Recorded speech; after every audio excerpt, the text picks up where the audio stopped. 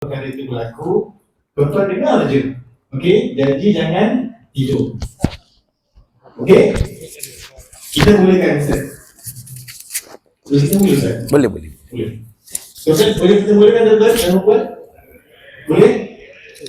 Tak ceria langsung mula ni. Semua mukanya tak menampakkan keceriaan langsung. Hujan? Sejuk? Dan nak balik kan? Okey, hadirin dan dirahmati Allah. Soalan saya pada malam ini yang pertama saya nak ujukan kepada Allah SWT telah menyebut bahawa Rasulullah SAW diutus sebagai rahmat kepada seluruh alam. Bukan hanya kepada Islam, bukan termasuk bukan Islam. Jadi, apakah maksud pada malam ini bertemakan tajuk kita rahmat buat seluruh alam menurut Quran dan Sunnah, Ustaz? Dan bagaimana kita memahami konsep ini dengan betul supaya tidak akan hanya menjadikan ia sebagai slogan sahaja. Saya minta Ustaz uraikan lebih lanjut. Silakan, Ustaz.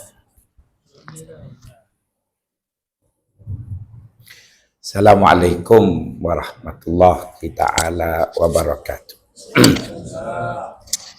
Innal hamdalillah nahmaduhu wa nastahdihi wa nastaghfiruh wa na'udzu billahi min syururi anfusina wa sayyiati a'malina. Man yahdihillahu fala mudhillalah wa man yudlil fala hadiyalah. Nashhadu an la ilaha illallah wa nashhadu anna Muhammadan abduhu wa rasuluh. Wa ba'd. Terima kasih kepada tuan pengerusi masjid dan juga tuan pengerusi majlis pada malam ini. Dulu saya tak percaya kepada nama menggambarkan personality. Maka akhirnya saya teringat dekat Faizal Tahir dekat Paya Jaras. Dia macam pengerusi lah sebab dia nama Faizal. Dia tinggi, handsome.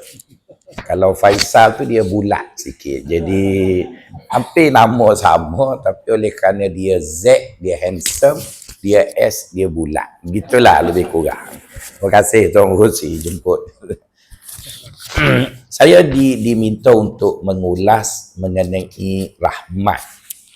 Biasanya apabila kita ingin mengetahui makna sesuatu, maka cara paling mudah untuk memahami makna sesuatu perkataan itu ialah melihat latar belakang sebelum dan apa yang berlaku selepas.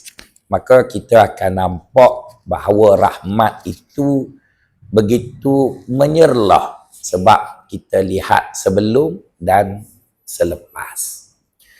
Banyak aspek ya yang boleh kita sebut, maka bertepatanlah dengan rahmat itu Allah sebut rahmatan lil alamin, iaitu menjadi rahmat kepada sekalian alam.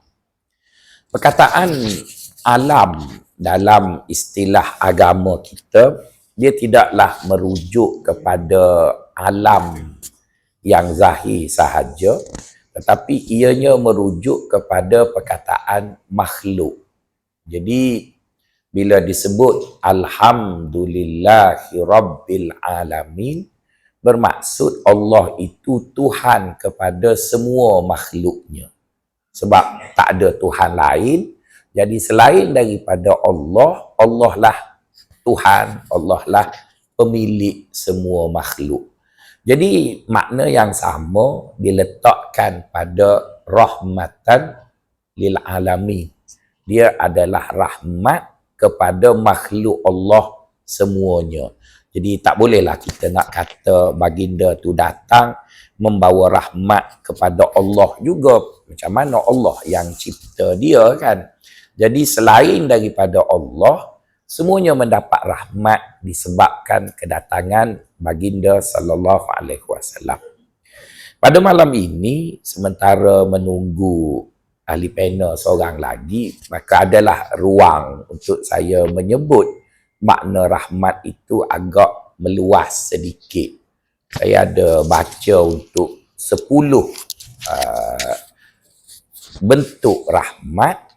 Jadi kalau ahli panel ada, mungkin saya sebut 3 je lah. Tapi selagi dia tak mari, saya sebutlah supaya tidak memperlihatkan dia lewat. Sebab saya tak habis lagi kan. Gitu. Sebab itu saya kadang kalau mari masjid, bila maghrib awal, saya cukup marah kalau tu imam muda. Sebab dia tak baca wirid. Lepas salam, Assalamualaikum, dia pun doa. Jadi tuan-tuan pun tunggu mana ustaz tak mari. Kalau tu imam tua, dia tengok ustaz tak mari, dia pun, ya latif. Jadi bila panjang tu, lepas tu saya sampai, jemaah tak katalah saya lambat. Kan sebab tu imam tu wirid panjang. Jadi tu imam muda ni jarang dah nak jumpa hak wirid itu, tuan-tuan. Okey. Berbalik kepada soalan tadi. Pertama sekali, rahmat yang dibawa oleh Rasulullah adalah rahmat bertuhan. Rahmat dengan makna sebelum daripada baginda SAW datang, manusia, Ustazah datang, pendek juga. Okey. Sebelum baginda SAW datang, kita dapati bahawa manusia itu berkecamuk pasal Tuhan. Di India macam-macam Tuhan, di Rom macam-macam Tuhan, di Parsinya Tuhan macam-macam. Jadi dengan datangnya baginda SAW, baginda membawa kita konsep ketuhanan yang jelas, konsep ketuhanan yang padu dan jitu. Maka sebab datang Nabi itulah kita semua dapat pada hari ini Tuhan yang al-haq, jadi Tuhan yang benar. Jadi kalau baginda SAW tak datang, maksudnya entah kita sembah Tuhan mana, tak tahu. Jadi itu maksud rahmat pertama. Maksud rahmat kedua ialah kita dengan sebab datang baginda SAW, kita dapat satu kitab suci yang terpelihara, di mana kita dapati tidak ada satu agama di dunia yang bernasib baik seperti mana nasib agama Islam. Kitab Veda telah dirubah, kitab Purana Wali dirubah, kitab Injil diubah, kitab Taurat dan sebagainya.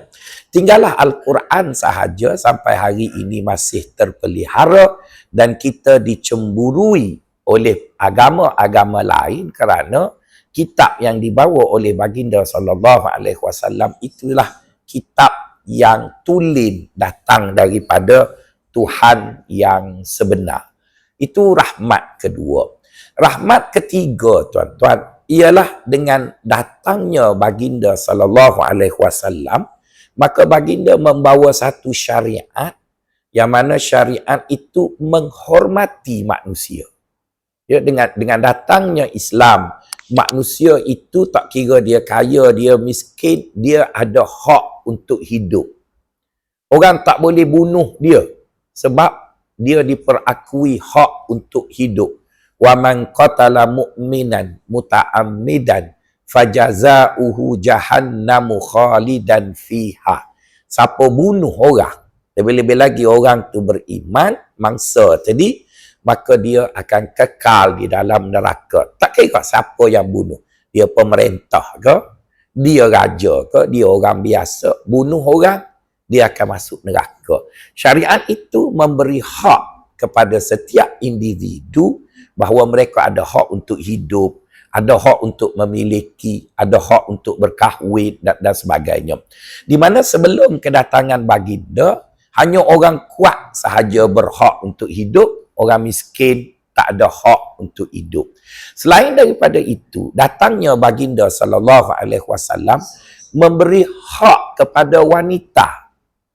Ya, memberi hak kepada wanita sebagai seorang manusia yang marwahnya dihormati, hak-haknya dihormati, suaranya didengari. Jadi sebab itu gerakan feminisme mengatakan Islam tidak adil terhadap wanita kerana perakuan wanita itu hendaklah dikira separuh sahaja dari perakuan lelaki. di mana lelaki mempunyai satu perakuan penuh, wanita untuk dapat perakuan penuh kena 2 orang wanita.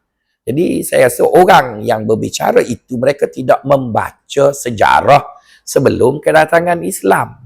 Di mana sebelum kedatangan Islam, orang perempuan langsung tak ada harga, tuan-tuan. Dia tidak berhak untuk bercakap, dia tidak berhak untuk memiliki, dia tidak ada hak apa langsung.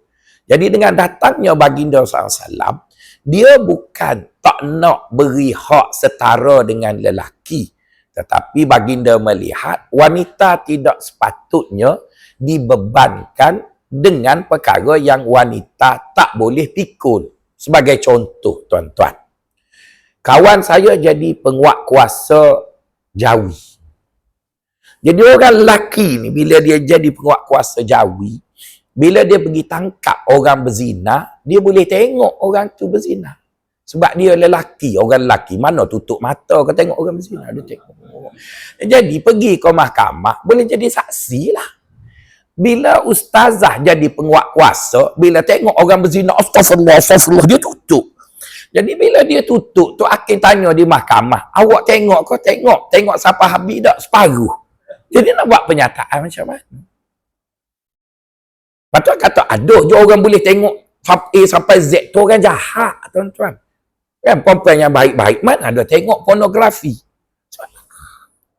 Jadi bila perempuan yang macam yang baik-baik ni disuruh menjadi saksi kepada jenayah seksual, panggil 10 orang pun tak cukup saksi sebab tengok separuh-separuh belakang. Tapi kalau lelaki, ni boleh tengok.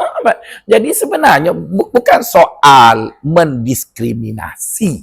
Soalnya tak nak bebankan wanita dengan perkara itu. Sebab apa? Sebab kalau wanita dia boleh tengok A to Z, nanti dia balik rumah, nanyalah suami dia, abang buat macam tu kau? Oh, nanyalah. Orang lelaki dia duduk diam je.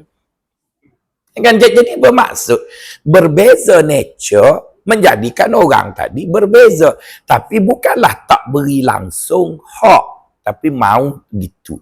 Jadi itu satu contoh daripada rahmat yang Allah bawa bersama Rasulullah SAW. Selain daripada itu lagi, kita dapati dalam ajaran agama kita, binatang juga dirahmati. Dengan datangnya Nabi, Nabi mengatakan adalah berdosa seorang itu membebankan keldainya lebih daripada apa yang mampu dilakukan oleh keldai tadi. Juga dia membawa rahmat kepada binatang. Dia juga membawa rahmat kepada tumbuh-tumbuhan. Jadi dengan kata lain, tidak ada satu makhluk Allah yang ada di muka bumi ini melainkan mereka dapat merasai rahmat yang dibawa oleh baginda sallallahu alaihi wasallam. Jadi dengan itu fahamlah kita bahawa kita mendapat satu anugerah yang cukup besar melalui baginda sallallahu alaihi wasallam, dan oleh kerana kita semua dah hidup dan kita akan meninggalkan dunia, kita ada satu lagi rahmat yang ada pada baginda yang kita semua perlu, iaitu syafaatul kubra di akhirat nanti. Jadi kita harap kita semua mendapat rahmat baginda lagi apabila kita pulang ke akhirat nanti. Assalamualaikum warahmatullahi wabarakatuh. Terima kasih. Okey, kita lihat, kita dengar sebentar tadi ada beberapa pesanan yang telah saya sampaikan.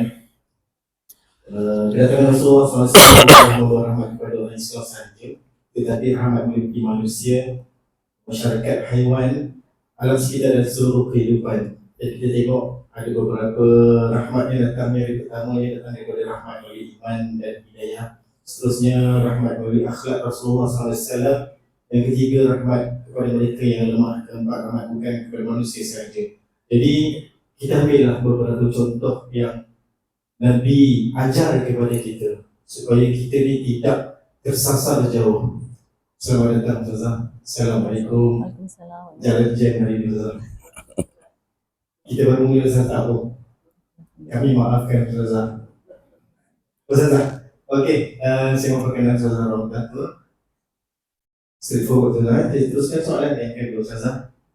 Kalau kita tengok Ustazah, media sosial hari ini Ustazah, Kadang-kadang orang bergaduh bukan sebab perkara besar pun, disebabkan perkara kecil dia menjadi merebak, masuk dalam grup WhatsApp sampai ke seberang, kan nak bercakap siapa, jadi menjadikan isu perkara-perkara tersebut.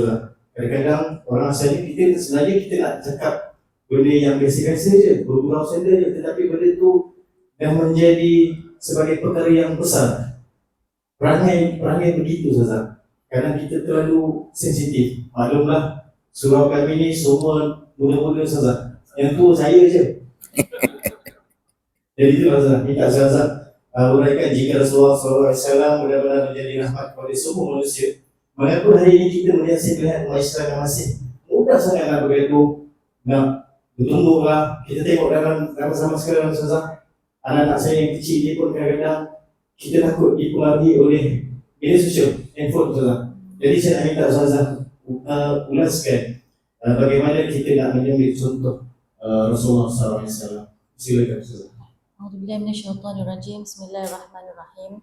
Alhamdulillahirabbil alamin wassalatu wassalamu ala asyrafil anbiya'i wal mursalin wa ala alihi washabihi ajma'in. Yang berbahagia Tuan Pengerusi forum kita pada malam ini, Tuan Haji Muhammad Faizal, rakan panelis juga Prof Madya Dr. Muhammad Faizal juga, Puan Aulia selaku Ketua Muslimat AJK Surau, Tuan-Tuan Haji, Puan-Puan Hajah, Datuk-datuk, datin-datin sekalian, anak-anak yang dikasihi, Assalamualaikum warahmatullahi wabarakatuh. Waalaikumsalam. Jadi walaupun sudah dimaafkan, tapi sekali lagi Ustazah mohon maaf di atas kelewatan ini. Sebenarnya ada dua forum, malam ini dan malam esok. Jadi di situ ada kekeliruan dari sudut masa.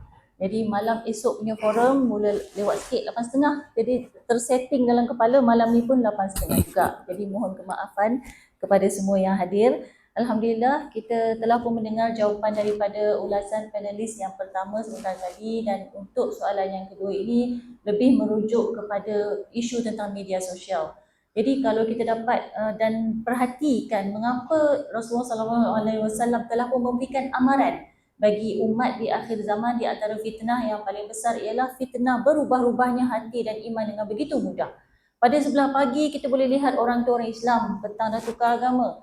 Besoknya orang beriman, petangnya jadi munafik. Kenapakah semudah itu berlaku keadaan ini? Maka sekarang kita telah menyaksikan bahawa media sosial memainkan peranan yang sangat besar. Sedar tak sedar kita sendiri pun flip-flop dalam mempercayai sesuatu berita. Ada kalanya kita terima satu berita viral dengan segera kita sharekan. Kemudian beberapa jam kemudian kita sedari dan kita dapati bahawa ada penjelasan berita itu hoax. Berita itu palsu, walhal ia sudah tersebar ke mana-mana. Maka ketika sampainya berita tersebut, kita telah meletakkan satu kepercayaan. Justru dengan kepercayaan itu, kita sanggup kongsikan walaupun akhirnya hakikat menunjukkan bahawa perkara itu palsu. Amat banyak berlaku di zaman ini. Justru peringatan Nabi SAW kepada umat di akhir zaman adalah untuk sentiasa memastikan hatinya itu disuluh oleh panduan Allah SWT melalui satu tips kaedah yang Ustazah suka kongsikan berkali-kali dalam hidup ini, jangan tinggalkan, ialah hari Jumaat baca surah Al-Kahfi.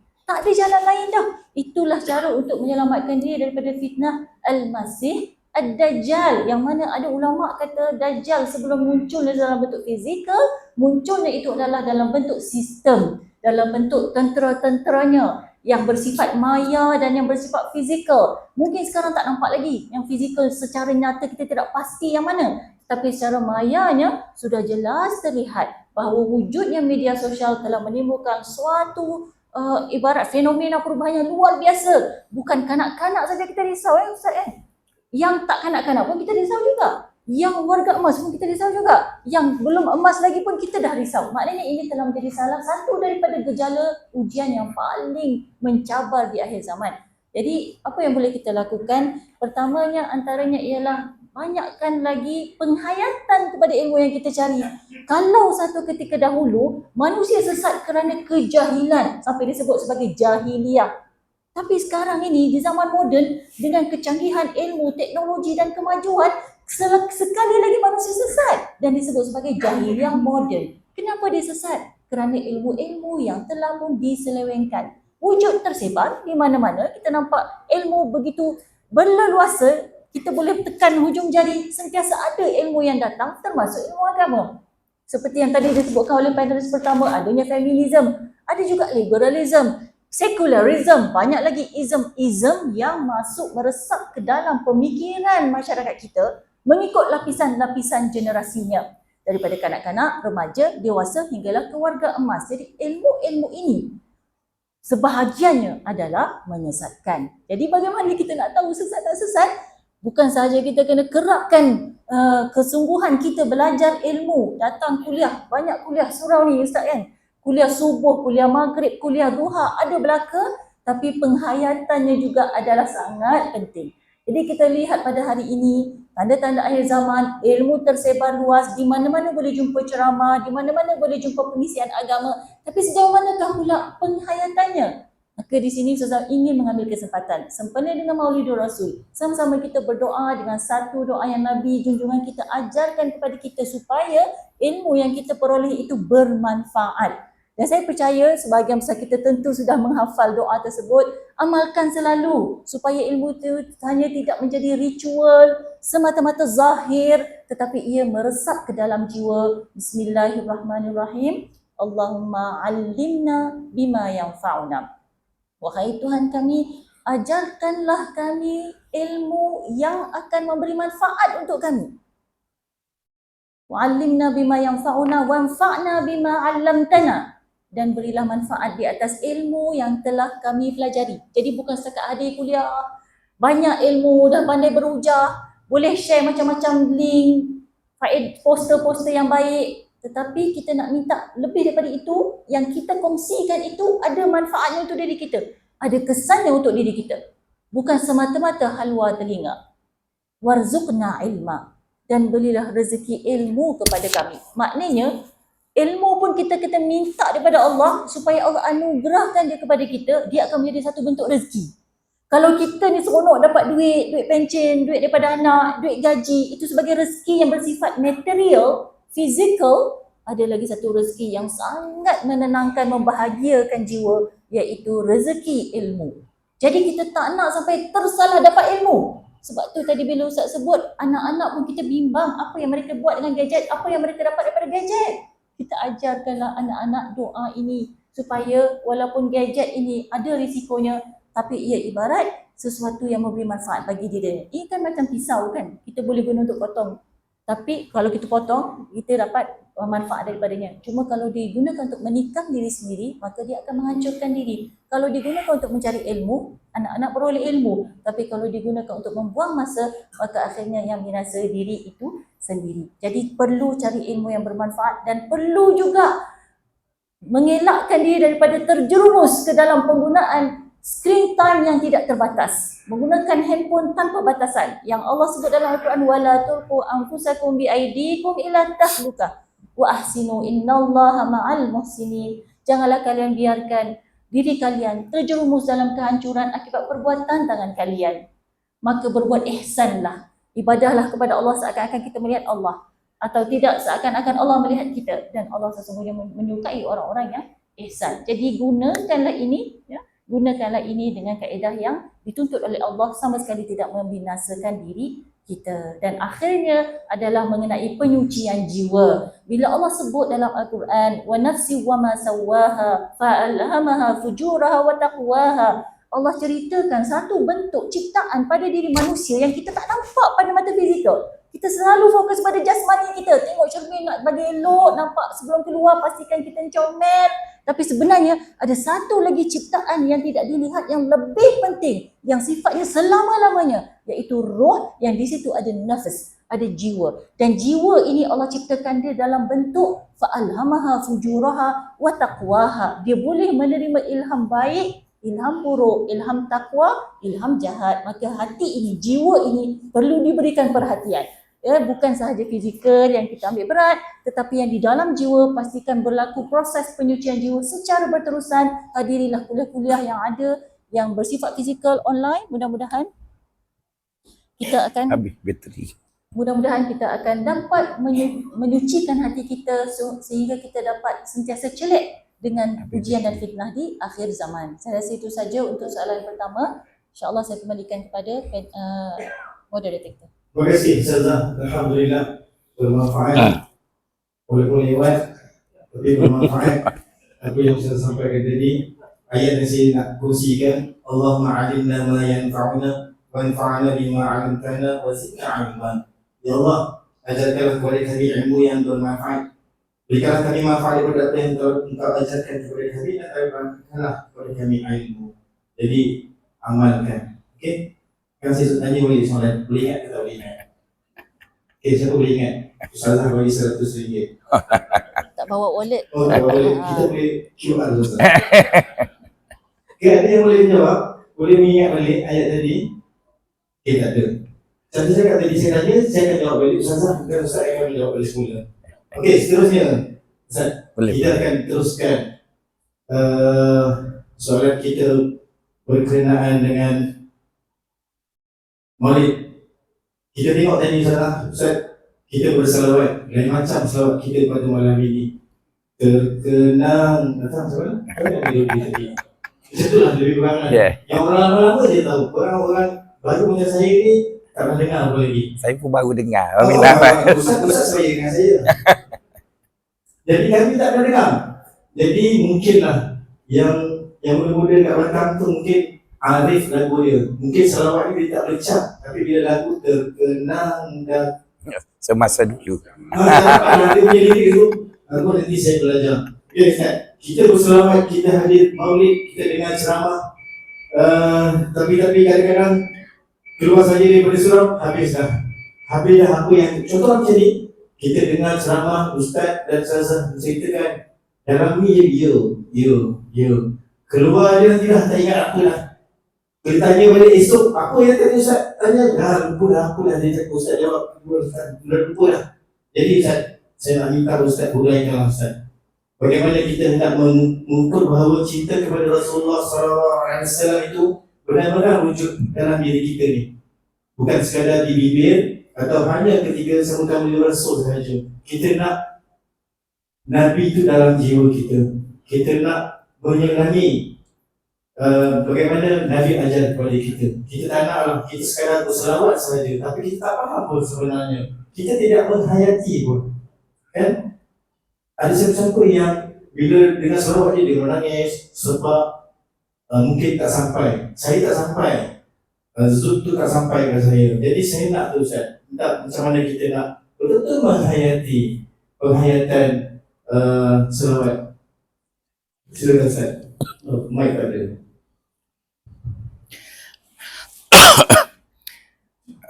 Terima kasih Tuan Moderator.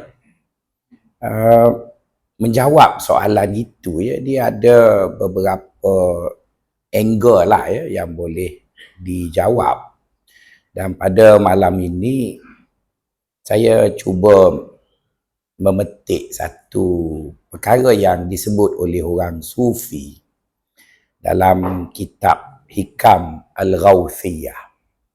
Selain daripada Hikam Ibnu Athaillah itu ada Hikam Al-Ghawthiyah, di mana dalam Hikam Al-Ghawthiyah hikmah 92 ada menyebut mengenai salah satu cara berubat, namanya berpantang.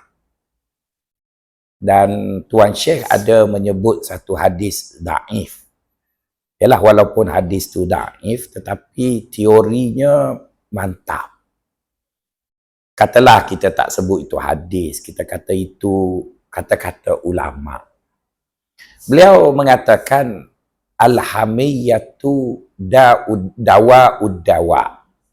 Maksudnya berpantang itu adalah ubat kepada segala ubat. Perkataan berpantang itu tidaklah merujuk kepada berpantang sakit. Tetapi berpantang di sana lebih merujuk kepada apa faktor yang menghalang kemenjadian kita beragama. Jadi berbalik kepada soalan Tuan Moderator tadi, kita orang Melayu di Malaysia ini kalau nak dikatakan agak pasif dengan agama itu, saya tak setuju. Sebab di Selangor, di Kuala Lumpur, ada masjid yang defisit duit masjid kerana banyak sangat ceramah. Maksudnya aktif lah ya Tuan Haji. Jadi orang Melayu dan orang Islam di Malaysia mereka begitu aktif dan begitu dekat dengan agama. Cuma yang menjadi persoalannya yang Tuan Moderator sebut, apa tak jadi? Kan macam saya sekarang sedang mengalami makan tapi tak kenyang. Jadi kita pun cari ada hatu raya ke apa, carilah sendiri begitulah apa tak kenyang ni, apa tak. Jadi sekarang kita selawat, Tuan Moderator sebut selawat, lepas tu esok tak ingat dah dan sebagainya. Itu menunjukkan kepada proses berlaku, hasil tak ada. Dan kata yang agak brutal sikit, mandul lah.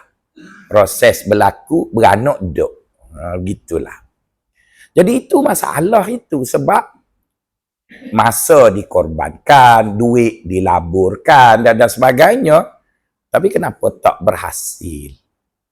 Jadi isu yang diminta saya ulas ialah mengenai cinta kepada Rasulullah sallallahu alaihi wasallam.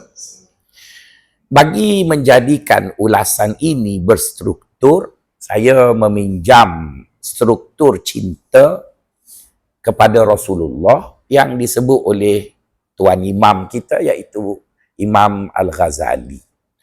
Beliau ada mengatakan bahawa cinta itu ada 3 level. Pertama disebut hubbul ammah, iaitu cinta orang awam. Yang kedua hubbul khassah, iaitu cinta orang yang lebih baik daripada orang awam tadi. Dan yang ketiga disebut hubbul fani, iaitu cinta orang yang lebur dalam sesuatu yang dicintainya. Jadi dengan itu tuan-tuan dan puan-puan, mari kita lihat di setiap level itu apa titik mula dan apa titik hujung, dan kita lihat kenapa kita berjalan begitu rajin tapi tak sapa-sapa ke hujung tu. Biasanya kalau orang tu rajin berjalan, secara logiknya dia mesti sampailah ke hujung tu. Kalau dia tak sampai, dia ada 2 kebarangkalian. Kebarangkalian pertama, dia tak tahu hujung tu mana. Jadi dia berjalanlah tak ke mana dia pergi, tak tahu sebab hujung tu dia tak tahu tepi mana. Macam kita selalu bini ajak keluar makan, lepas tu dia kata, bang, PT ada tu, mari pergi makan. Kita pun bawa lah dia naik kereta pergi makan. Lepas setengah jam dah kita berjalan, kita tanya, dia mau nak makan mana? Tak tahu. Kutuk orang perempuan sikit. Nampak moderator senyum, bini saya lebih kurang tu. Dia nak makan, tapi dia tak tahu nak makan mana, nak makan apa. Jadi kita pusing habis Kuala Lumpur pun tak makan jugalah sebab ujung tu mana, tak tahu ujung. Jadi kalau kita tengok orang tu berjalan tak sampai juga ke barangkali yang pertama, dia tak tahu nak pergi mana. Ke barangkali yang kedua, iaitu dia panggil berjalan tapi berjalan setempat, pi mai tang tu. Pusing. Tak sampai lah ujung tu kan. Jadi kita ada 2 teori je lah yang menjadikan setiap level itu dia ada titik mula dan dia ada titik hujung. Jadi sepatutnya dengan keaktifan kita beragama, kita ni kena sapalah hujung tu. Tak apalah kita duduk level awam ke, level khusus ke, level tertinggi. Itu tak ada masalah. Yang pentingnya kita duduk di satu-satu level dan dengan keaktifan itu kita sepatut sapa ujung tu. Jadi untuk kita mengenal pasti kenapa kita tak sampai, mari kita sebut titik awal dulu. Titik awalnya, cinta yang paling bawah dia panggil cinta orang tadi dia kenal Nabi. Dia kenal Nabi itu siapa. Kemudian titik ujungnya dia kena kagum. Kan dia mula dengan kenal. Lepas tu dia kenal, ujungnya dia kena kagum lah. Sebab pelik benar, kenal tapi tak kagum. Dia mesti kagum lah. Ujungnya tadi. Jadi tuan-tuan, kita tanya balik. Berlaku tak di kalangan kita ini apabila kita kenal Nabi dan kita kagum? Jadi didapati kita yang duduk dalam masjid ni, alhamdulillah, kita kenal Nabi. Maka sebab itu bila selawat tadi kita bangun, kita kagumlah dengan Rasulullah sallallahu alaihi wasallam. Jadi bermaksud kita sudah sampai ke titik hujung pada level yang paling bawah. Alhamdulillah. Sekarang apabila kita dah sampai pada titik ujung level bawah tadi iaitu kagum, maka kita kena tengok apa ciri-ciri orang yang kagum tadi. Ciri orang yang kagum tadi. Salah satu daripada ciri orang yang sudah sampai kepada level kagum tadi ialah dia puji orang tu. Jadi dengan kata lain yang Tuan Pengurusi kita sebut, kita semua duk selawat puji Nabi tu, maksudnya cinta kita kepada Nabi pada level pertama dah selesai. Tapi masalahnya, pujian itu mestilah berlaku tanpa ikatan zaman dan ikatan musim. Sepatutnya gitu indikator yang digunakan untuk menentukan bahawa betul kalau kita kagum dengan Nabi, dia tak bolehlah kagum bermusim. Mari Maulidur Rasul, kita puji Nabi, selawat dekat Nabi dari maghrib sampai subuh. Lepas tu esoknya, tak ada dah lah. Itu masalah tu apa yang jadi puji bermusim tu. Sepatutnya puji tu kena puji semua lah. Tiap-tiap hari puji-puji dan puji Nabi. Orang tak panggil puji, orang panggil selawat kan. Jadi kena selawat tiap-tiap hari lah. Baru kagum. Baru kagum.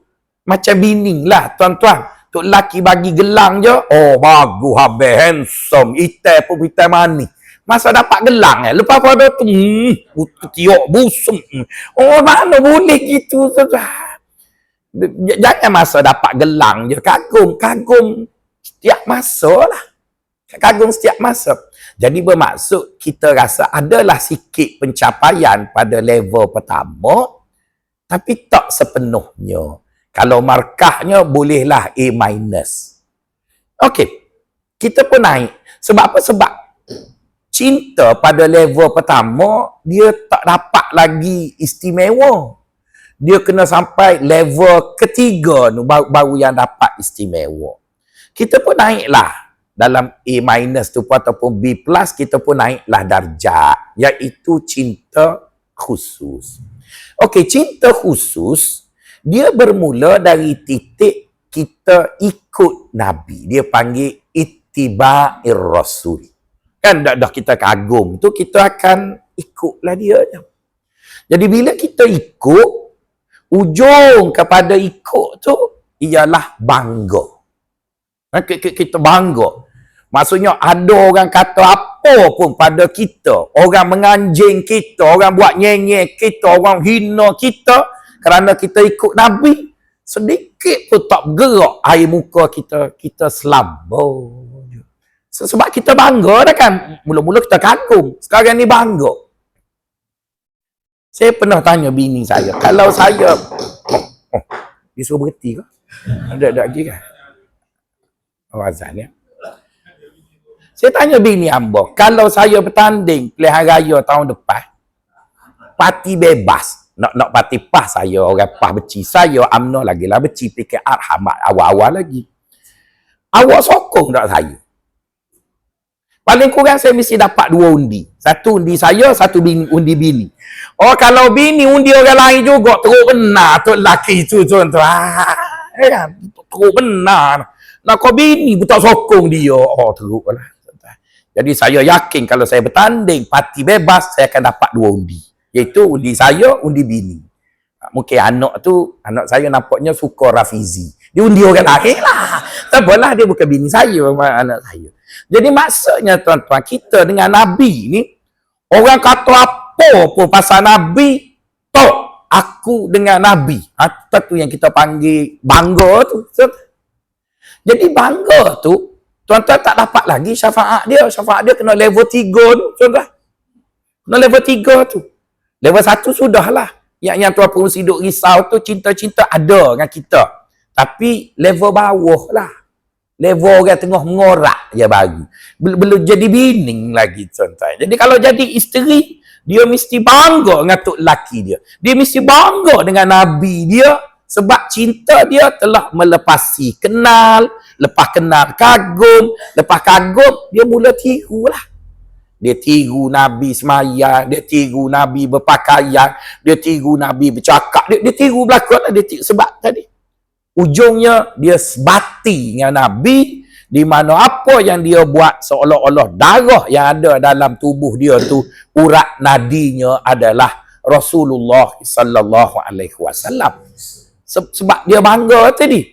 Maka bila kita dah lepas tahap bangga tu, kita naik atas lagi, dipanggil hubbul fani. Hubbul fani tu maksudnya kita cinta sehingga kita lebur dalam cinta tu. Lebur tu maksudnya kita dah tak tengok diri kita, tetapi kita tengok orang yang kita cinta. Macam suami-suami hebat yang ada kat sini. Saya tengok baju suami ni semua nak ropok pun tak memadai. Sebab tak ada gapo satu, contoh. Tapi tengok yang perempuan, baju mahal, tudung mahal, barang kemah mahal. Dia beri bakar ke bini dia, walaupun dia tak ada gapo satu. Mereka tengok ada pakai jan seorang dua, hak lain semua tak ada jan. Piti habis beri ke bini, contoh. Tak pastoh dah. Kadang-kadang si suami yang baik saya ada kat depan ni, baju pagoda pun 8 tahun, contoh pakai. Koyok dah, sebab apa? Dia dah lebur. Yang penting isteri. Jadi sebab tu kalau isteri-isteri tua ni kan dia kata, bang, kenapa awak tak sebut I love you kat saya? Kalau isteri saya tanya saya macam tu, saya akan cakap dekat dia, bila dah lama saya hidup dengan kamu, lama itu adalah bukti cinta. Sebab aku boleh cari orang lain, tapi aku tak cari. Aku pilih kamu. Maksudnya itu sebab. Gitu, contoh.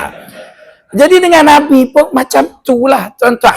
Kalau betul tuan-tuan sayang kat Nabi, tuan-tuan tak tengok dah diri tuan-tuan. Yang tuan-tuan tengok Nabi. Kira-kira kalau siapa sentuh Nabi, kita akan kata siap kau.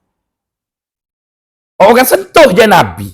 Sekarang tuan-tuan, kalau orang hina ayah kita asah parang, tuan-tuan. Dan orang akan kata, wajar kamu memarahi orang yang hina ayah kamu. Orang hina mak kita. Kita marah, wajar. Kerana dia mak kita. Tapi pada tahun 2008, kalau tuan-tuan masih ingat, 2000 memanjang sampai 2011, orang di Belanda hina Nabi, buat macam-macam. Rasanya ada 2-3 orang je lah. Itu pun kita kata, agresif. Teroris. Kita tak rasa apa. Oh, hina Nabi kita.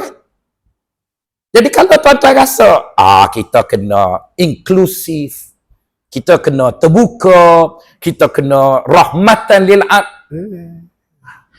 Tuan, orang kata Nabi kita, tuan-tuan. Orang kata kat Nabi kita.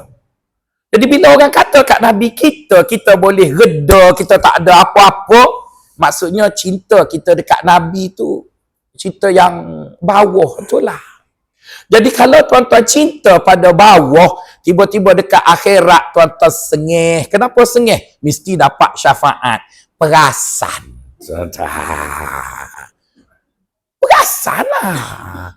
Sebab orang duk kata macam-macam kat Nabi ni, kita tak ada rasa apa, tuan-tuan. Cuba tuan-tuan ingat, ya, Nabi sebut dalam satu hadis sebagai trust. Nabi kata, yub'atsun nasu yaumal qiyamati ma'aman yukhaliluhu fid dunya. Orang itu di akhirat nanti akan dibangkitkan dengan siapa yang dia sayang di dunia. Tuan-tuan, bila orang hina artis, termasuk artis Korea, ramai orang pertahan. Orang hina, orang politik, ramai orang pertahan. Tapi bila orang hina Nabi, semuanya Kita takut apa tuan-tuan? Nabi kita kan tu. Oh, nanti orang buang kerja. Buang lah nak buang apa. Tu Nabi aku kan. Kita boleh cakap pun ayat tu kalau orang hina ayah kita. Orang hina mak kita. Kita boleh cakap je ayat aku. Aku tak kisah lah. Nak jadi apa, jadilah. Yang penting mu hina ayah aku. Dan orang semua akan kata, wajar. Tapi bila orang hina Nabi. Jadi sebab itu tuan-tuan, indikator yang diperlukan untuk kita dapat syafaat Nabi bukan sekadar selawat pada 12 Rabiul Awal. Bukan. Kita memerlukan suatu usaha yang lebih berlangsung ataupun lebih berterusan selain daripada selawat malam ni dengan irama yang baru kita dengar tadi. Bukan berhenti sekat tu. Esok kita akan baca buku mengenai Nabi. Lusa kita buat sunnah Nabi.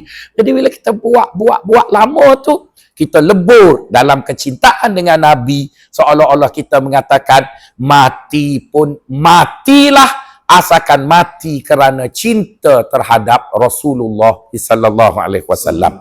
Jadi saya tak mengatakan tuan-tuan dan puan-puan tak buat. Tapi saya melihat di sana ada banyak halangan. Ada 5 halangan yang menjadikan kenapa kita punya cinta pada Nabi tadi tak menjadi. Tapi oleh kerana halangan itu tidak ditanya oleh Tuan Moderator, maka saya tak jawablah. Sebab musim-musim Ustaz ramai ni dia tak boleh bagi banyak-banyak jawapan tuan-tuan. Nanti dia beri mikrofon kat orang lain pula. Jadi setakat itu dulu. Assalamualaikum warahmatullahi wabarakatuh. Assalamualaikum warahmatullahi wabarakatuh. 3 perkara yang saya sebut tadi, siapa boleh jawab? Siapa boleh jawab? Hubul amma. Kedua, hubul khasa. Ketiga, hubul Fani. Okey. Seterusnya Ustazah. Bagaimana Ustazah ini? Kita dah masuk pukul 9 Ustazah. Kita teruskan soalan yang keempat buat Ustazah. Ustazah, hari ini kita tengok ibu bapa risau kerana anak-anak lebih mengenali artis, lebih mengenali pemain bola, lebih mengenali YouTuber, influencer daripada Rasulullah SAW. Ini zaman sekarang Ustazah. Kita risau sangat. Player bola ni semua dia kenal. A to Z, kahwin dengan siapa, duduk mana, semua dia tahu. Tapi bila kita tanya tentang Rasulullah, dia tak tahu. Dia klik. Tanya siapa isteri Rasulullah, klik. Jadi Ustazah, saya nak minta Ustazah huraikanlah permasalahan yang kita hadapi zaman sekarang ni Ustazah. Silakan Ustazah. Bismillahirrahmanirrahim. Saya tak pasti soalannya ada dalam skrip ke tak ada ya. Tapi tak apalah. Kalau kita lihat dari sudut beberapa perspektif daripada jawapan, berapa minit ya Ustaz? Boleh. Berapa minit? 5 minit. 5 minit. Lebih 5 minit saya tanya. Okey. Kalau kita kita juruskan kepada jawapan, kenapa generasi sekarang lebih mengenali apa yang ada di luar sana berbanding Rasulullah SAW dan bagaimana cara mengatasinya ialah dengan kita sebagai ahli keluarga, ibu bapa, datuk dan nenek, makcik dan pakcik contohnya sentiasa cuba berakhlak dengan akhlak Nabi SAW yang disebutkan oleh Sayyidatina Aisyah radhiyallahu anha, kana khuluquhul Quran, iaitu akhlak Nabi itu adalah akhlak Al-Quran, sehingga kelihatanlah keindahannya, kecantikannya, dan menjadikan orang yang berada di sekitar kita akan tertanya-tanya dari manakah datang keindahan ini, dari manakah datang kecantikan ini. Maka jawapannya adalah daripada baginda Rasulullah SAW. Maka di situ dia telah melihat satu gambaran hidup daripada idola yang sebenarnya yang sepatutnya menjadi tujuan dan landasan objektif kehidupan pada hari ini. Kemudian yang kedua, dengan adanya teknologi media sosial, usahakanlah untuk kita memperbanyakkan lagi pengenalan mengenai baginda Rasulullah SAW melalui apa yang dipaparkan di media sosial. Jadi tidak cukup kita membiarkan atau membekalkan gadget kepada anak-anak kita, generasi muda kita tanpa pemantauan yang penuh, tapi kita juga perlu memberikan bekalan-bekalan ilmu apakah yang sepatutnya mereka tonton sehingga mereka dapat lebih mengenali Rasulullah SAW. Kita boleh lihat je contohnya yang pertama dalam rumah tangga. Rasulullah menyebutkan dalam hadis sahih, khairukum li ahli. sebaik-baik kalian itu adalah orang yang berbuat baik dengan keluarganya, maka di atas otoriti seorang suami, dia tetap berbuat baik terhadap isterinya, memberikan yang terbaik dengan pakaian yang hebat seperti disebutkan oleh panelis tadi kepada isterinya. Manakala sebagai wanita yang mempunyai fitrah qanaah itu akan berterima kasih, menghargai suaminya, lalu memenuhi satu lagi tuntutan Nabi untuk sentiasa kelihatan indah, cantik dan menarik di hadapan suaminya. Dan ini disebutkan dalam hadis sahih sebagai salah satu jalan seorang wanita dapat ke syurga Allah ialah apabila suami melihatnya merasa bahagia. Justru adalah sangat fitrah apabila wanita diberikan pakaian yang sangat cantik walaupun suaminya hanya ber-t-shirt pagoda berusia 8 tahun, tapi itu sebenarnya tidak menjadi masalah kerana seorang wanita juga diberikan rasa qanaah melihat kekurangan ataupun kecompan-campingan suaminya, kerana yang lebih penting bagi seorang suami adalah iman, takwa dan akhlak yang baik. Yang Rasulullah sebutkan istausu bin nisa'i khaira. Berilah wasiat, berilah nasihat, bimbinglah isteri-isteri kalian dengan kebaikan. Cukup seorang lelaki itu baik dengan isterinya, maka itu adalah sudah akan menatijahkan bunga-bunga keindahan, kebahagiaan dan romantik yang berpanjangan yang membuka jalan ke syurga Allah Subhanahu wa taala. Yang kedua adalah apabila memahami. Yang ketiga ialah bila kita juga menghayati fitrah wanita yang tulangnya itu bengkok. Bukan dari sudut fizikalnya saja, tapi maksudnya dari sudut spiritualnya telah Allah ciptakan. Wanita itu khuliqa min dhil'in a'waj. Hadis sahih ya. Bahawasanya wanita itu diciptakan dengan sifat seakan-akan tulang yang bengkok. Jika kamu cuba meluruskannya, ia akan patah, kasar tahap. Tetapi jika kau biarkan dia bengkok, dia memang tetap akan bengkok, tapi kamu boleh mengambil manfaat daripada wanita itu. Maka dari sudut ini, memahami emosi wanita itu adalah sangat penting. Dan memahami emosi dan tempat restoran mana isteri itu nak pergi juga adalah sangat kritikal. Kerana itu adalah suatu kemahiran yang sememangnya dituntut bagi seorang suami bagi memperolehi pahala syurga Allah Subhanahu wa taala. Dan jika ditanya nak ke mana, nescaya jawapannya bengkok. Tak tahu. Walaupun di dalam hati ada hajat yang tersirat, mengharapkan suaminya dapat memahami. Saya nak ke situ. Kan saya selalu cakap saya suka restoran Hadramaut. Tak faham-faham ke? Jadi perkara ini sebenarnya sudah dinyatakan dalam hadis-hadis yang sahih. Maka raikanlah. Mungkin boleh offer. Nak Hadramaut ke? Ataupun Balqis? Ataupun apa lagi? Taj Mahal tak ada di Malaysia ni. Offer. Ke mana? Restoran? Mana saja yang kita rasa selama 10 tahun, 20 tahun, 30 tahun ni, itu kegemaran dia. Offer semuanya. Dapat pahala, insya-Allah tak rugi. Jadi berbaloilah dengan kesabaran dia melihat t-shirt pagoda yang 8 tahun kita yang koyak tu dengan apa yang kita tawarkan kepada dia. Kemudian kepada anak-anak pula ialah Rasulullah SAW berpesan, i'dilu fa inna khaira, saya tak boleh ingat nas dia, matan dia, iaitu berlaku adillah dengan anak-anak kalian. Jadi kadang-kadang kita ada inclination sebagai manusia memang takkan dapat adil kan. Sebab itu dalam poligami pun mustahil untuk seorang suami memberikan kasih sayang yang adil kepada isteri-isterinya kerana fitrahnya itu memang tidak adil. Maka dengan anak pun sebenarnya kita ada rasa itu. Kita mungkin ada inclination pada salah seorang ataupun dua daripada mereka. Tapi Rasulullah berpesan, bertakwalah kepada Allah dan berlaku adillah. Takutlah jika kalian tidak berlaku adil. Wattaqullaha wa'dilu baina auladikum. Hadis sahih riwayat Al-Bukhari. Kemudian dari sudut media sosial dan juga politik, kita kena pandai jaga, berpada-pada. Manusia ni hidupnya dalam risalah Nur Bani Zaman Said Nursi disebutkan ada daerah-daerah dia. Ada daerah yang paling besar yang semua orang suka fokus kat dia sebab dia besar, dia menarik perhatian. Sedikit kecil, sederhana. Kemudian ada yang lebih kecil lagi. Kemudian ada yang paling kecil. Yang paling kecil itu yang paling kurang mendapat perhatian, padahal itulah adalah yang paling penting. Jadi kalau yang paling besar ni adalah hal ehwal dunia, politik, media sosial. Sedikit kecil, hal ehwal negara, artis ya. Dan juga perkara yang berlaku di luar sana yang tak ada kena-mengena pun dengan kita, tapi sibuk orang cerai, sibuk orang kahwin sebab mereka artis. Kemudian yang lebih kecil lagi kejiranan kita, dan paling kecil diri kita dan keluarga kita. Akhirnya yang paling penting tapi paling jarang diambil perhatian kerana dia tersangat kecil, iaitu jiwa, hati dan perut kita. Silalah ambil perhatian pada hati dan perut kita. Apakah penyakit-penyakit hati yang kita ada?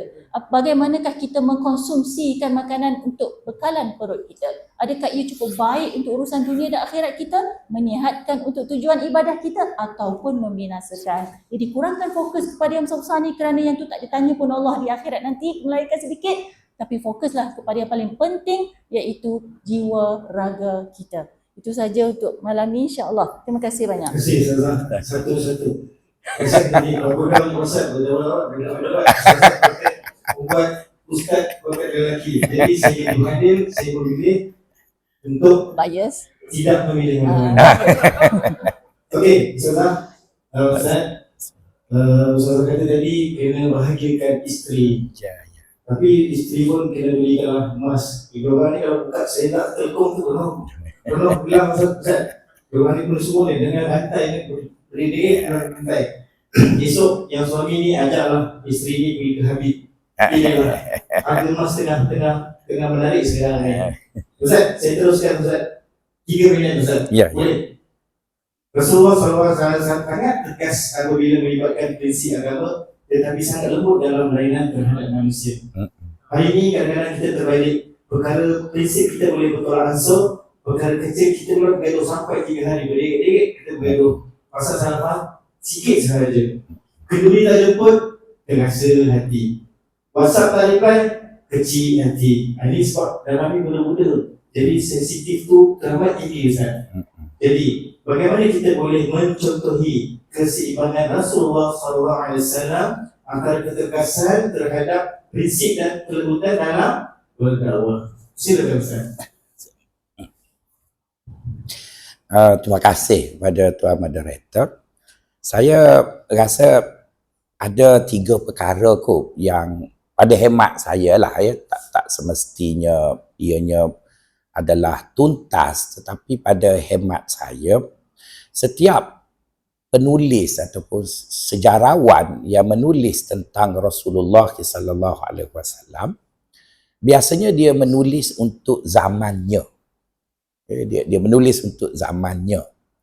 Jadi masalah yang ada pada kita sekarang, kita membaca buku yang terlalu tua.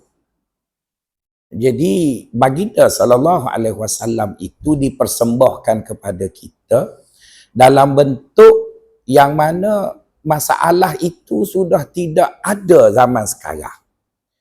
Jadi persoalan itu bukan salah Nabi. Nabi tak salah pun. Dan ulama yang menulis buku pun tak salah. Habis yang salahnya ialah 2 orang Profesor Madya ini ataupun yang Profesor Madya lain. Iaitu tidak menulis buku mengenai Nabi yang mengatasi masalah umat Islam sekarang. Jadi saya tak suka salahkan masyarakat. Sebab masyarakat ada halangan untuk mengenali Nabi secara langsung. Bahasanya dan sebagainya lah. Jadi ulama dulu dia dah tulis. Maka sebab itu kita dapati masyarakat dulu terkawal. Kerana sudah ada bahan rujukan, bahan baca yang sesuai dengan zaman itu. Jadi apa yang Tuan Moderator sebut sekarang, tak ada, hampir tak ada. Sebab buku-buku lama diulang. Dari segi bahannya betul. Tetapi dari segi penyelesaian kepada masalah sekarang. Misalnya kita lihat ya, masalah sekarang ada beberapa masalah yang jika orang itu faham tentang Nabi, maka dia tak melihat itu pun masalah. Misalnya, kita tanya anak kita tentang Nabi. Dia akan sebut maklumat macam buku Yellow Pages. Kita tahu Yellow Pages. Maklumatnya tepat, tapi gersak. Nak cari nombor telefon rumah gateway bolehlah. Sebab dia tepat. Tapi buku tu gersang gitulah. Jadi sebab tu kalau siapa dia khatam Yellow Pages mesti tak sihat. Tak ada orang baca Yellow Pages daripada halaman 1 sampai halaman akhir. Sebab dia buku maklumat. Jadi Tuan Moderator sebut, masalah sekarang, anak kita sekarang ialah manja. Orang Kelantan panggil manja kededek. Takut nak berdepan dengan risiko lah dan sebagainya. Habis kalau kita baca dalam buku sirah tingkatan 1, buku sirah tingkatan 2, buku di universiti tak ada cerita pasal manja tu. Jadi masyarakat nak cari mana? Isu tu tak ada disebut dalam Ibnu Hisham. Tak ada jadi kita tak boleh salahkan orang dulu kerana orang dulu telah berjaya membentuk masyarakat dengan maklumat itu. Tapi bila masalah sekarang, kenapa tidak ada? Maka adalah beberapa ulama yang sensitif, yang mengambil benda tu adalah beberapa buku. Tapi buku itu tidak popular pun. Kan? Jadi oleh kerana itulah saya melihat bukan salah Rasulullah. Yang patut dipersalahkan ialah cendekiawan, ustaz, ulama.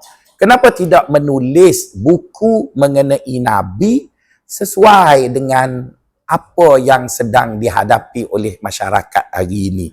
Itu yang pertama, Tuan Moderator. Perkara yang kedua, kita diselubungi oleh suatu pengarahan ataupun fokus yang melampau terhadap politik. Seolah-olah kita merasakan bahawa politik boleh menyelesaikan segala-galanya.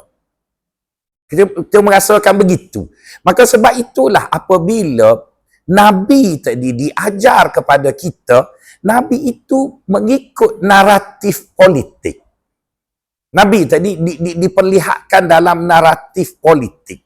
Kalau dulu Nabi itu warnanya hijau sebab ustaz tadi hanya duduk dalam patipah. Lepas tu bila UMNO bubuh dasar Islam, dah Nabi dah jadi dua warna. Satu hijau, satu merah. Lepas tu PKR pun ubah juga. Ada ustaz PKR. Jadi Nabi ada 3 warna dah. Hijau, merah, biru muda. Lepas tu sekarang, ustaz DAP pun ada. Nabi pun ada roket pula. Jadi kita pun pening. Sebab naratif tu dia bawa Nabi tu ke politik je. Sedangkan Nabi tadi tidak politik pun yang ustazah perjuangkan tadi. Nabi itu romantik. Ustazah je lah yang sebut. Orang lain tak sebut. Orang lain duk sebut Nabi berjihad, Nabi berperang, Nabi masuk politik. Jadi kita ni macam merasakan bahawa Nabi itu ahli politik je lah. Jadi naratif tu begitu. Jadi bila naratif tu begitu, maka termasuklah saya tadi pun bawa contoh politik juga. Parti bebas tu kan. Atau pengaruhlah tu dengan naratif tu. Sebenarnya Nabi bukan macam tu. Nabi adalah manusia sempurna. Dia bergiam-bergiam. Tapi bahagian-bahagian lain naratifnya tidak popular. Jadi masyarakat mengikut kepada naratif. Dan naratif itulah yang mempengaruhi pemikiran. Dan akhirnya kita seolah-olah hidup ini adalah politik. Sebelum pilihan raya pun politik, lepas pilihan raya pun politik. Jadi bila beragama adalah politik. Saya nampak nombor 2. Okey, nombor 3-nya tuan-tuan, kita dapati bahawa apabila kita membaca buku-buku yang berkait dengan Rasulullah sallallahu alaihi wasallam, kalau dulu kita takut sangat baginda itu diselewengkan fakta dulu. Maka ulama-ulama dulu bila menulis, mereka begitu menekankan tentang fakta. Sekarang mengenai fakta Nabi dah selesai. Dah banyak buku-buku ditulis bagi menjaga fakta yang betul tentang Nabi. Yang tidak ditulis lagi sekarang ialah Nabi berasaskan tema. Nabi berasaskan tema. Sebagai contoh, saya secara peribadi menghadapi satu masalah dengan isteri namanya bebelan. Dia bebel. Dan sampai satu tahap ianya sampai ke aras jingga.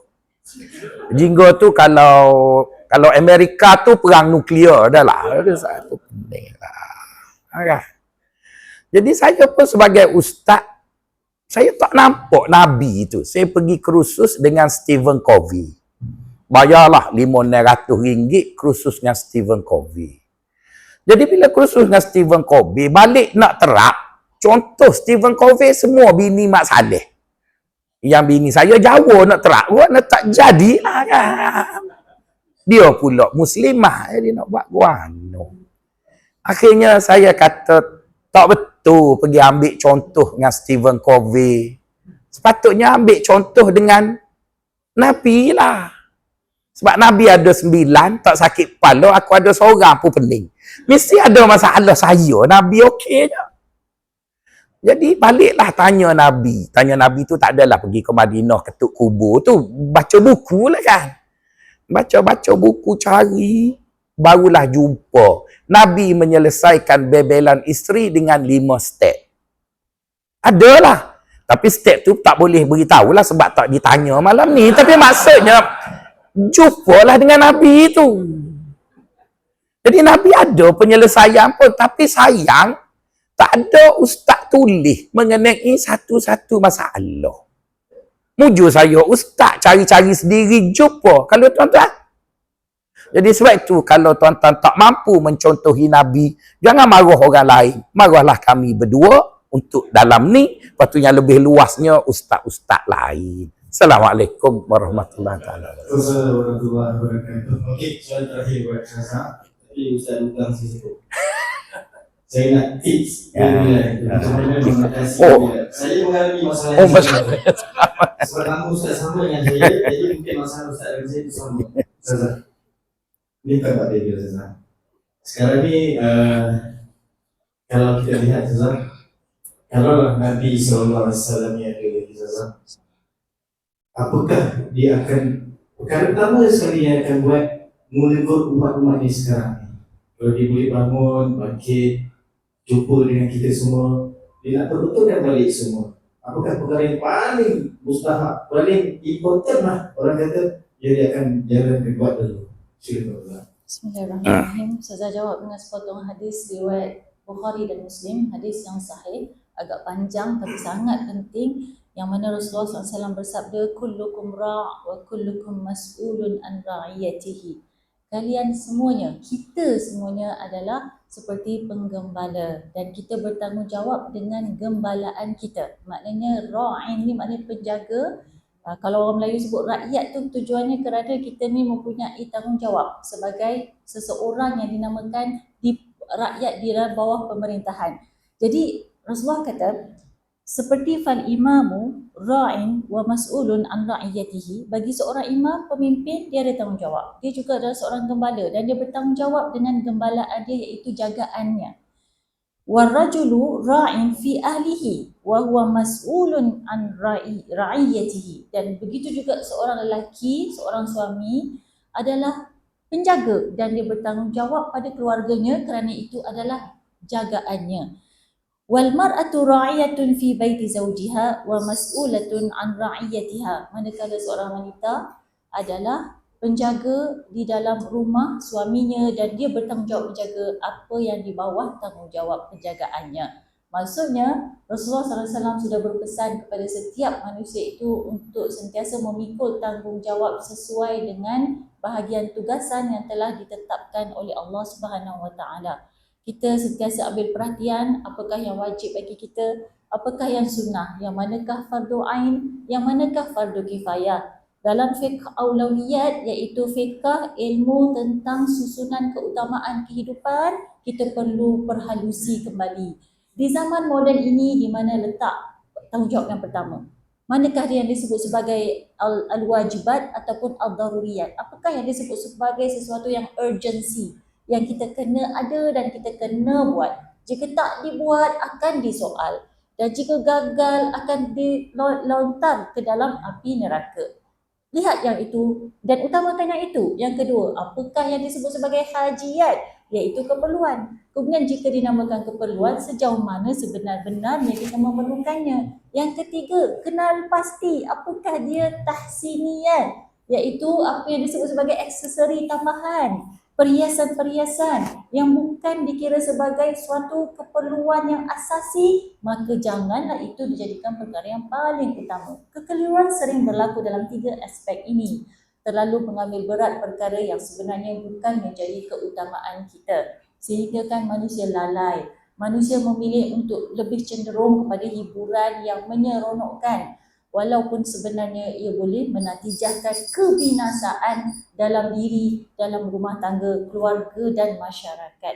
Jadi kita kembali kepada hakikat kehidupan kita ini, ke manakah jalan tuju kita. Ustazah ni kalau nak menjawab, ada lagi nak jawab ni, tapi rasa nanti dah jadi pentas berdebat pula kan. Jadi tak apalah, hold on je lah dekat situ. Kita lapangkan dada kita, buka hati seluas-luasnya untuk menerima sebanyak-banyak kebaikan. Kemudian cuci jiwa daripada penyakit ujub, iaitu merasa diri bagus, ghurur, merasa tertipu dengan diri yang konon-kononnya baik, soleh, hebat, dan juga takabur, arrogant, rasa diri dah tahu semua, orang lain semua tak tahu, kita saja yang tahu. Kerana penyakit-penyakit ini boleh membinasakan, boleh membawa kepada satu penyakit yang paling fatal disebut sebagai riak, menunjuk-nunjuk kebaikan yang menyebabkan seseorang itu akan muflis pahala di akhirat kelak. Jadi Ustazah nak kongsikan satu kisah pada Sayyidina Umar Ibn Khattab ketika mana beliau baru saja selesai melaksanakan tugas yang sangat berat. Dia balik ke rumahnya ditemankan oleh seorang sahabat lain. Sebaik saja Sayyidina Umar yang begitu hebat, begitu tegas dan berdisiplin itu masuk ke dalam rumahnya, apa yang didengar oleh rakannya di luar sana adalah bebelan isteri. Jadi bebelan itu terlalu kuat, terlalu dahsyat sehingga boleh kedengaran daripada luar rumah. Dan yang sangat menariknya ialah Sayyidina Umar berdiam diri, tidak menjawab sepatah pun. Sehinggalah Sayyidina Umar keluar semula daripada rumah itu untuk meneruskan kerjanya bersama sahabatnya. Sahabat itu bertanya, adakah isterimu membebel kepadamu ketika kamu berada di dalam rumah? Jawapan Sayyidina Umar, biasalah, itu adalah tabiat wanita. Habis. Satu tips yang mudah. Masuk sekejap, kena bebel, keluar balik. Buat kerja kita, ngopi ke, belajar ke, kan? Teruskan kehidupan kita, teruskan jadi pemimpin yang hebat seperti Sayyidina Umar Ibn Khattab. Bebelan itu tidak memberi kesan pada beliau. Jadi ini tak ada kena-mena ke apa-apa Ustaz ya. Terima kasih, itu saja. Wabillahi taufiq wal hidayah. Assalamualaikum warahmatullahi wabarakatuh. Assalamualaikum warahmatullahi wabarakatuh. Ustaz. Ya. Sama tak jawapan tadi? Apa dia? Dibantik Ustaz tadi tu. Sama tak yang Ustaz cakap tadi tu? Oh tak. Lain. Kalau kita minta Ustaz uraikan ni sampai pukul 10, boleh kan kita teruskan lagi? Tak boleh. Kalau sama lagi geleng tadi lah. Ada. Okey, kita dah sampai akhir rancangan. Istro pun dah habis.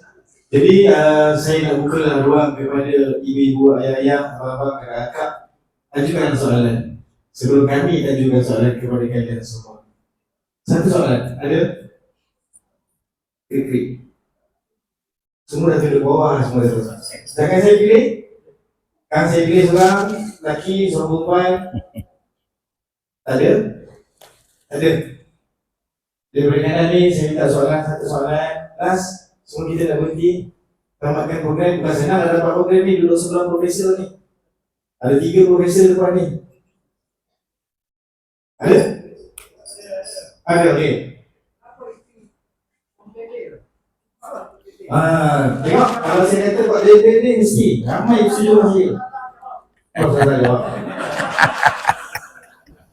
Kita tenangkan hati, jawab dengan baik. Silakan Ustazah. Banyak jawapannya dari berbagai sudut. Kalau nak dari sudut psikologi dah ada jawapan, dari sudut sosiologi ada jawapan. Tapi kita fokus kepada hadis Nabi bila Rasulullah SAW dah sebut dah wanita itu diciptakan daripada tulang yang bengkok. Jangan cuba luruskan, nanti dia patah. Tapi uruskan kebengkokan itu dengan baik, kamu akan mendapat manfaat daripadanya. Kamu akan dapat kebahagiaan daripadanya. Kalaulah perempuan itu selurus sama dengan lelaki, tidak ada seni dalam kehidupan, semua lurus macam pembaris. Jadi perlu ada kebengkokan itu kerana bengkok itu menghasilkan seni. Ada tak seni lurus semua jadi seni? Seni mesti bengkok-bengkok, tengok seni khat tu. Tengok khat.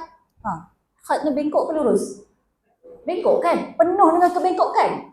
Dan kebengkokan itu menghasilkan suatu keindahan. Maka keindahan itu datangnya daripada fitrah wanita yang bengkok tadi.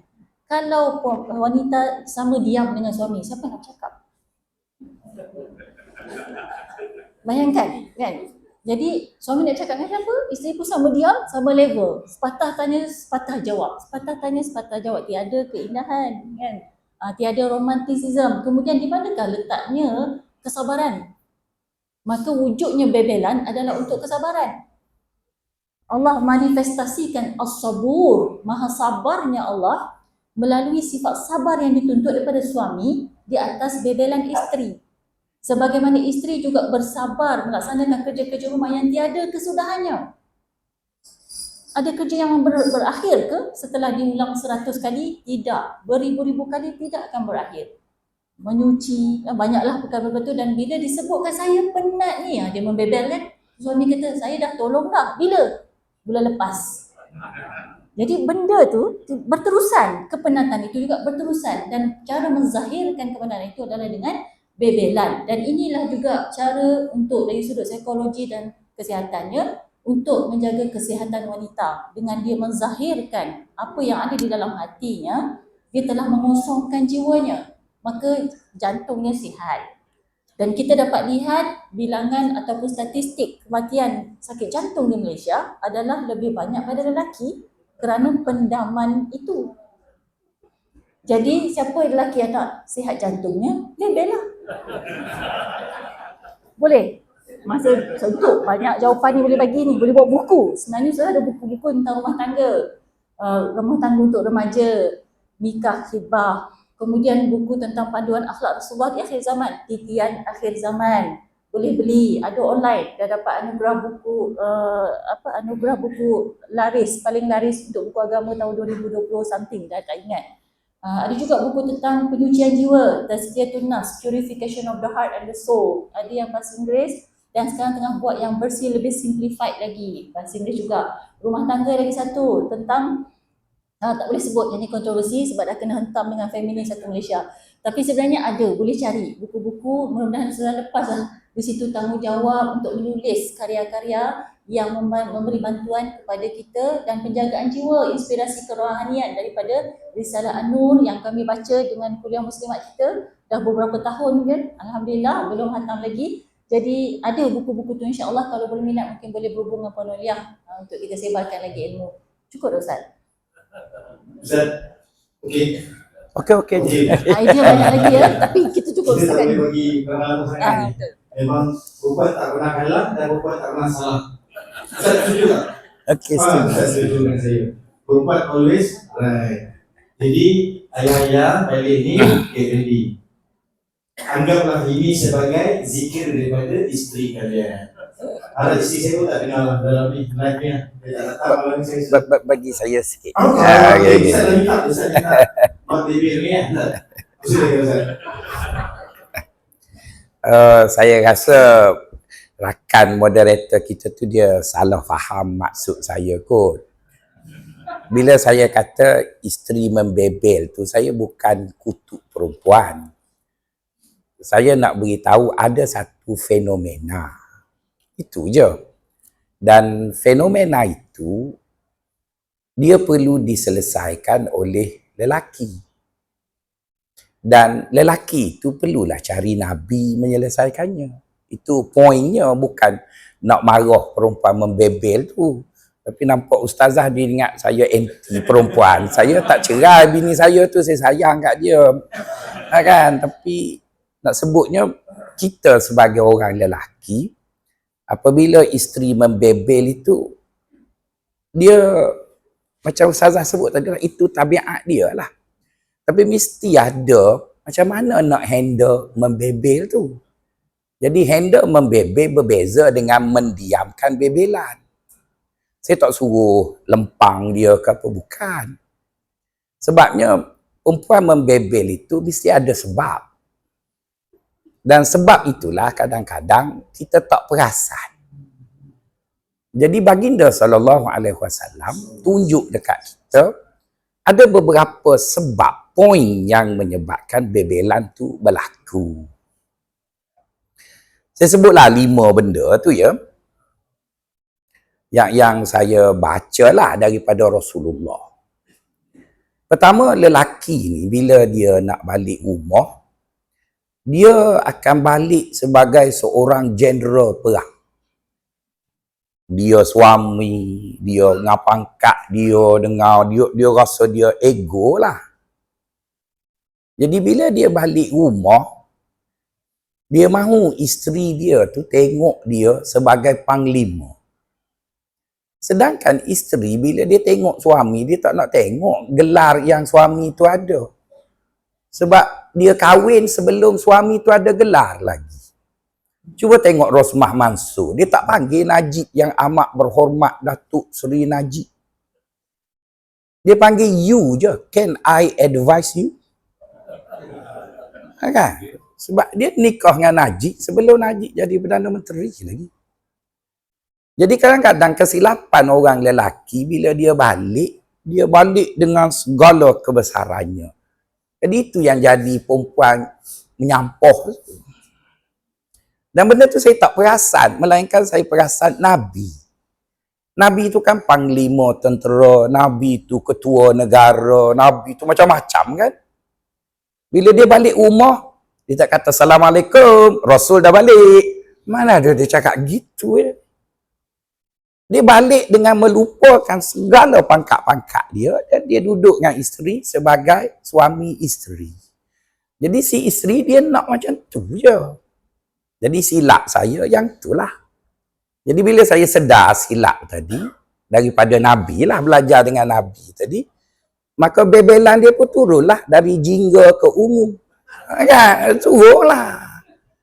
Lepas tu yang kedua, bila saya balik, saya nak tunjuk saya rajin, saya terus bicara pasal kerja saya. Sibuklah cerita saya. Dia tak nak dengar awak cerita awak. Dia nak dengar apa dia buat kat rumah. Jadi saya tak dengar cerita dia. Dia cerita saya rasa saya lebih penting sebab saya bayar loan rumah. Saya rasa kita berasa. Jadi dia rasa menyampah aku orang tua ni. Jadi bila belajar dengan Nabi bila dia balik rumah, dia tak bawa kerja dia yang kat luar tu. Kan dia kena teruk kat luar, kena nyengir dekat Abu Lahab lah, kena kata macam-macam. Tapi dia tak bawa masalah kat luar tu masuk rumah. Dia masuk rumah tu, tak perlu didera isteri yang sudah penat tadi dengan masalah awak dekat luar. Masalah awak letak kat luar lah, balik lah. Jadi saya pun faham, Nabi buat begitu. Maka barulah saya faham, maka saya pun balik tanya, awak macam mana? Demam. Makan Panadol dah kah? Belum. Nanti kita pergi ambil. Obat baru faham. Buat dua. Daripada ungu turun jadi merah. Kan? Lepas tu bila saya balik, saya ingat saya seorang je penat. Saya terus ambil remote, duduk dekat Ogawa urut. Lepas tu tengok cerita CSI New season in new season in one night. Jadi dia mestilah menyampah, tak tolong ke apa. Jadi saya pun buatlah tolong, ambil sampah, letak kat muka pintu. Tak tahu lagi letak kat muka pintu je dulu. Jadi bila dia tengok kita tolong dia, dia kata peka bukan pekak. Kan dia peka tu. Jadi saya jadi peka tu bukan sebab saya baik, sebab saya belajar dengan Nabi. Stephen Covey tak beritahu. Nabi yang beritahu, yang disebut Aisyah, wa kana Rasulullah sallallahu alaihi wasallam fi syughli ahli wa huwa fi baiti. Nabi ni kalau dia balik rumah, dia selalu tolong isteri dia buat itu. Jadi benda tu saya tak perasan dulu. Jadi cukuplah tu 3 tu kan. Dia pun dah turun kuning je dah. Jadi cukuplah. 2 lagi tu nanti ustazah tak ada. Kita sebut Assalamualaikum. Alhamdulillah, kita dah sampai penghujung. Saya rasa cukuplah sekadar ini untuk kita bincangkan berkenaan dengan program kita pada malam ini. Terima kasih kepada Ustaz dan Ustazah. Maaf silap sepanjang saya mengendalikan program ini. Tersalah, kecil hati saya mohon maaf. Terima kasih kepada Ustaz dan Ustazah yang sudah hadir memberi ilmu yang bermanfaat buat kami semua. Moga-moga dengan program yang kita adakan pada malam ini memberi contoh yang terbaik. Pada diri saya khususnya menjadi seorang suami yang baik, seorang ayah yang baik, seorang anak yang baik. Dan segala-galanya, tuan-tuan juga, perempuan juga, ibu ayah yang saya hormati, agar kita mengambil contoh doa Nabi Muhammad SAW. Kita menjadi contoh kepada anak-anak kita, kepada cucu kita. Kita ambil contoh Rasulullah SAW dalam kehidupan kita. Jadi saya akhirkan dengan terima. Assalamualaikum warahmatullahi wabarakatuh.